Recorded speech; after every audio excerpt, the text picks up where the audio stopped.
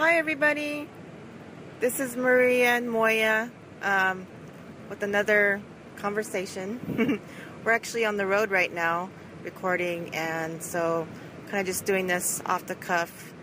But our topic is going to be rejection. That's our topic for today. Because that's a big thing for a lot of people, fear of rejection. So I'm going to let Moya talk for a minute because I'm driving. Hi everyone. Our discussion today is in regards to rejection. The feeling of rejection, the perception of rejection, and the fear of rejection, and how it follows you through the day and how you work your day around that concept. I don't think a lot of us are aware that a majority of the things that we do on a daily basis has a lot to do with our perception of, are we going to be rejected or accepted? And a lot of us, including myself, will fall along the lines of focusing more on fears of rejection. Even a smile from the clerk at the store, or perceived rejection from your peers at work or your family or even your own children, and how becoming more mindful of it and understanding that this is really not your reality, that what you're perceiving rejection has nothing to do with you, and the reality is everyone is in their own world, in their own life, and fearing their own dialogue and perception of their own personal, intimate rejection, internally and externally. And so we're going to focus on that today. And here's Maria. So when I think of fear of rejection, I think a lot of it, most of the fear that we have is in relation to our relationships. I think I guess for me, it started for me like in middle school, and I had a fear of, being rejected by my peers, and I try to fit in, and, even just, having a fear of rejection by somebody that I liked. A lot of people, when growing up, we like somebody, but we don't want to tell them because we have a fear that they might not like us, and that I think it carries out through high school too, and into our adult lives. But how about for you, Moya? When was the first time you had a realization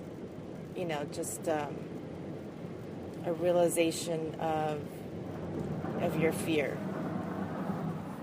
The realization?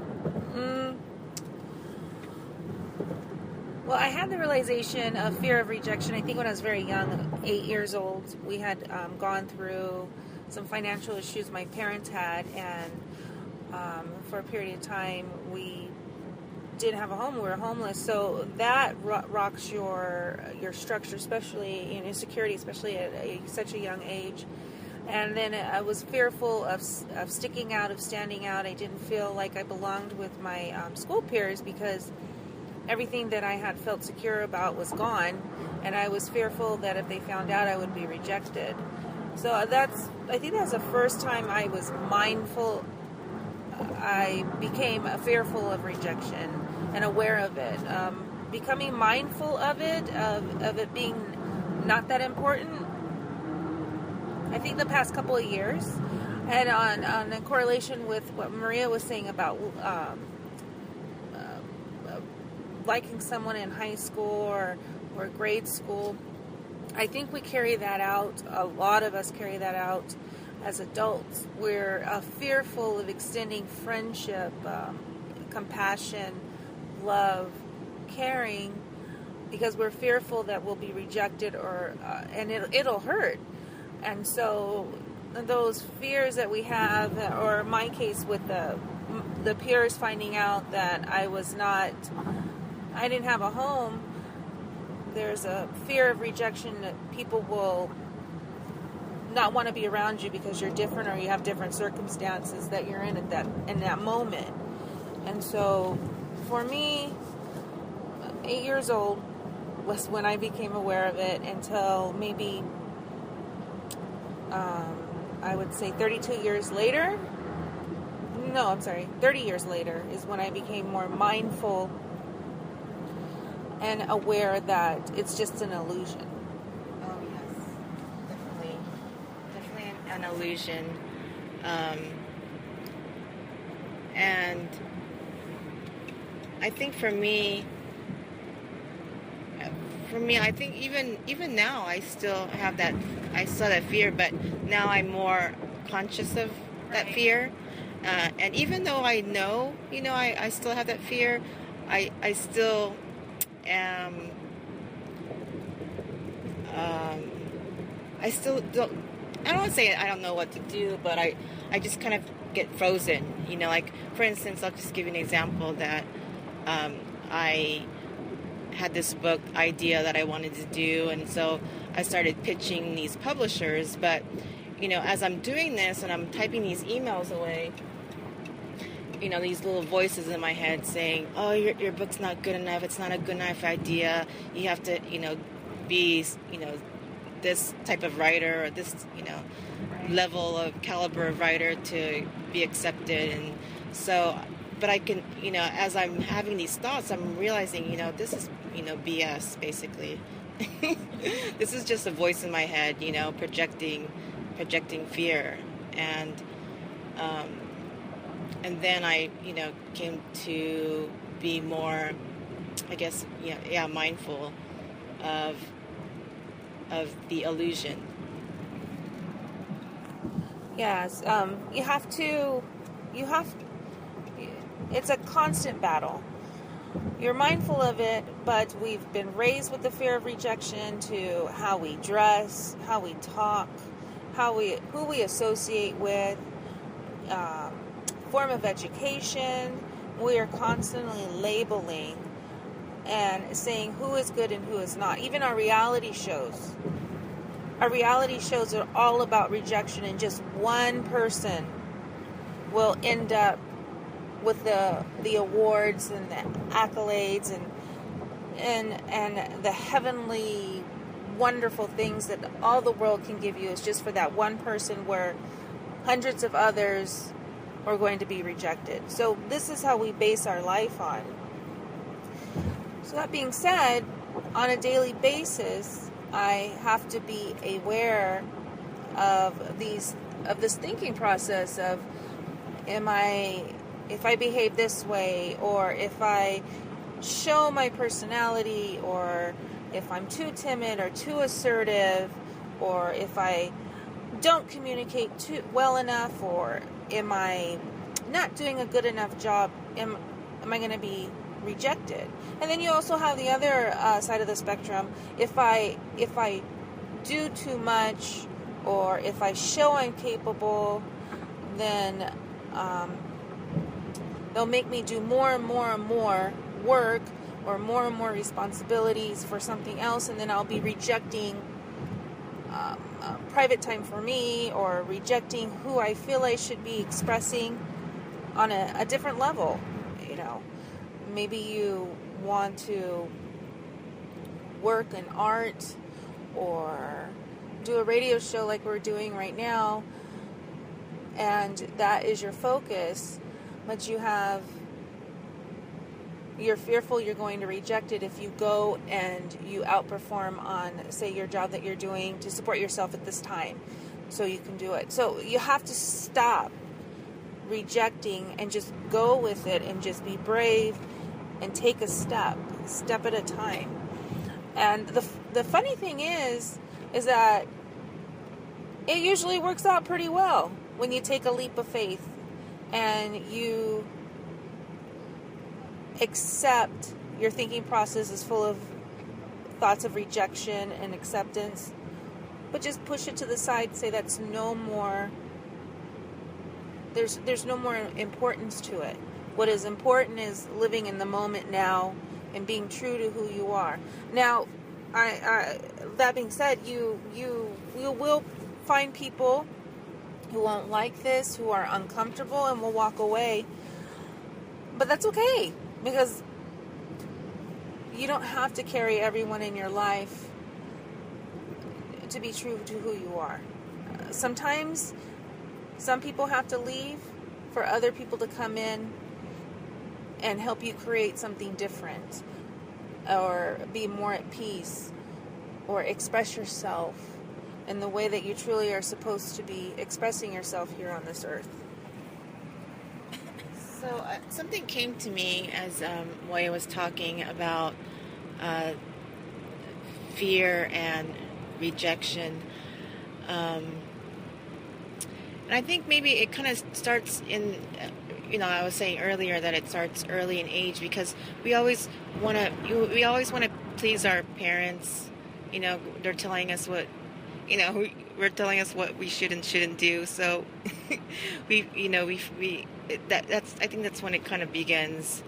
And I think maybe more women than men, I think, have that, because women tend to be people pleasers, and so they want to please everybody, and so we're all, I think we're more, me personally, I don't want to generalize, but me personally, I used to remember being in my early 20s and wanting to make everybody happy, and because if nobody was happy, then I took that as a rejection. I think for women, we deal with rejection on a daily basis, but as women, I feel we'll communicate it better. As for men, seeing my brother, my father, my husband, and my cousins and my male friends that I've had, I do see the rejection. I see how they are not allowed to express who they are. They have to stay in a very macho or manly way to personify what a real man is, or they have to be able to be fully responsible for a family and provide shelter, but they're not allowed to cry or be stressed or scared, because it's not a manly thing to do, because they're fearful that they'll be rejected as a man. So I've seen that. I don't know. I'm not a man, but that's just my observation of some of the things I've seen growing up. So maybe we could get some input on a man's perspective of the fear of rejection from childhood on. But as Maria says, it's true for me also. As a woman, you're always fearful of rejection. Am I good enough? Am I a good daughter? And then am I my good friend? Am I a good wife? Am I a good mother? Am I a good girlfriend?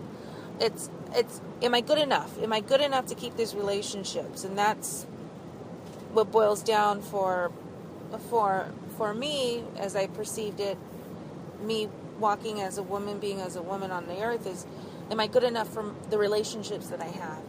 And then I would beat myself up if I was fearful I wasn't, and then I was going to be rejected, and then I'd have no one. So those were some of the dialogues that I had growing up, and as a child, as a teenager, and as a young woman, and as a full adult. How about you? Yeah, I'm going to echo everything that Moya said, and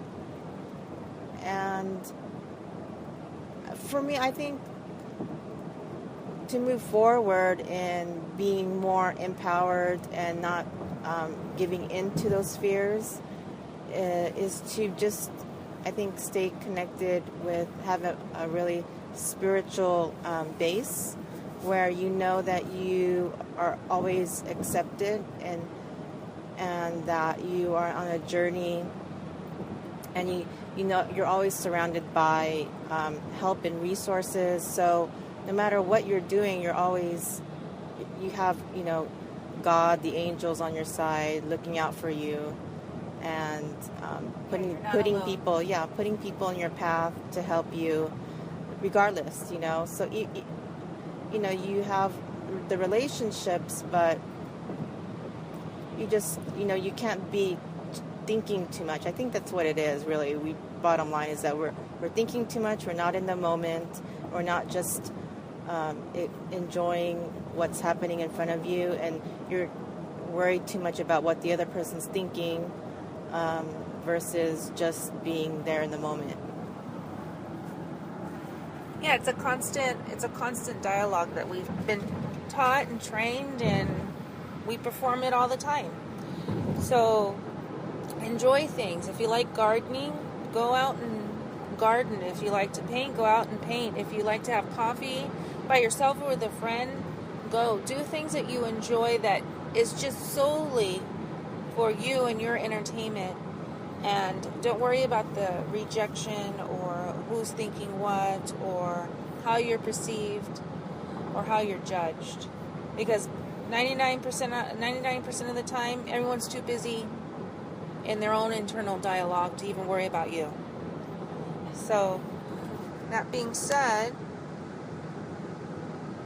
we'll go to, I guess since we're talking about rejection, maybe we should start talking about some tools that you can use to be more aware and more mindful of that thought process. So, you want to try? For me, the tool, well, it's not, I don't know if it's more of a tool. I guess you could call it a tool, but just affirmations have really helped me, being in the moment, just being fully aware of my power and not I guess if once you start, I guess it's just being more conscious of what your thought processes are. Like as you're sitting there, like maybe with somebody, and you're starting to think, or your mind starts to wander, just stop and take a deep breath and just try to calm the mind down. But affirmations have helped me, just saying I am in the moment, basically. Just stopping and just saying I am in the moment. And that helps me kind of clear out everything else that's going on, or all of the different dialogues or dialogue or thinking that everybody's always thinking. So just using affirmations, I am in the moment, I am in the moment, that helps me. One of the things that helps me is learning to be okay with setting boundaries and saying no if it's going to burden me during the day with the things I have to do for me or my family on top, and then adding on. And before, I wasn't able to say no, and so because I was so fearful, and then I ended up not even doing it right because I was so overwhelmed anyway. So what was the point? So I had to learn to say no. Sleep is really important, having a set schedule. So when you're fresh and when you're wide awake and you're not fatigued, you're more aware of your surroundings, you're more aware of who you are, and you just feel better about yourself when you have a better sleep pattern. For me, that has worked. Another one is learning to be okay with just being me. I think that comes with age, because I sure didn't feel okay being me at 25. Even at 35, I was just starting to touch the waters with my toes of getting comfortable in my own self. So for you 20s, people in your 20s, it does get better. Trust me, it does get better. And you can look back and say, woo, I'm glad that's over. So becoming more comfortable with yourself. And I think that just comes with being longer on the planet, experiencing more things, and knowing you're not alone. And that everybody struggles with the same thing. It doesn't matter what country, what socioeconomic background you have, the education, the being a star or being a librarian, being homeless or being the president of the United States. It doesn't matter. Every single person does this, from the Americas, from South, North, Central America to Europe, Africa, Asia, Australia, everywhere. Everyone is conflicted with this issue. And we see it, the fear of rejection. We see how it perpetrates all over the world with the way we have relationships with each other and the relationships we have in our communities, on our streets, and just driving in the freeway. And so those are some of the things that I do to help me. I was thinking, I don't know if it's maybe a cultural thing, or I think you had what you were saying about, it happens everywhere, but everywhere in the world, everybody has, this fear. But maybe, I don't know, maybe I was thinking in the U.S. or America, we have many of us have expectations of who we're supposed to be, or society wants us to be this way. Well, I guess that could be anywhere in the world. Everybody has that. Whatever the norms are in their own society. Right. Yeah, that's true. But so, and I think, when you get older, it starts to you start to become more comfortable with who you are. You're less likely to be thinking so much about what's going to happen, or if you're not going to be accepted. But it's a process. Everything is just a journey. And if you are rejected, or someone says no to you, or someone doesn't like what you're doing, then that so be it. That if it doesn't work for them, that's fine. As long as you are happy with what you're doing and who you are, that's all that really matters. And in the end, that's all that matters in the end. When you're on your deathbed, it's just you and God, and that's all that really matters. I agree with Maria. You have to be able to fulfill who you are as part of your happiness. And who you are, does that entail being a parent? Is that part of being a daughter? And it's such a fine line, because you want true happiness and you want to be able to be free of and express yourself to the fullest, but sometimes expressing yourself to the fullest may be conflicted with the relationships you've already performed. Like, I have my children, some days I just want to go and run away and go on a vacation for 2 weeks and just not worry about it, but I have responsibilities. So it's a very fine line. It's a lot of work, but it can be very fulfilling. I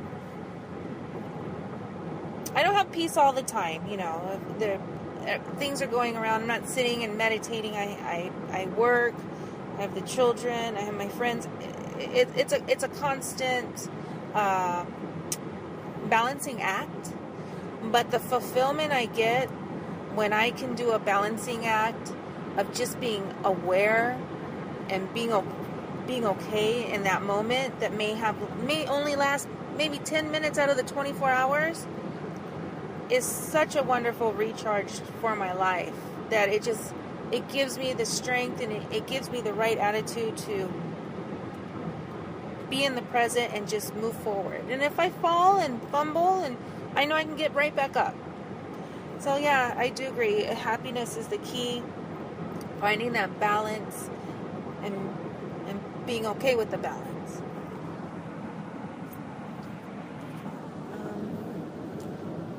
I think that's all I have to say for this topic. I can't really. I don't know what's. No, we're tired. We've driven 14 hours today. Yeah, we've been on the road for quite a while, and yeah, it was a great vacation, and I think that also helps too when you can just get out and just have fun and not just see different things, and it helps with clearing your mind. Yeah, and the minivan with the kids. Yeah. So, hope this little conversation helped you and helped you with your whatever you're going through in your life and the journey that you're on. Thanks for listening. Bye, everyone.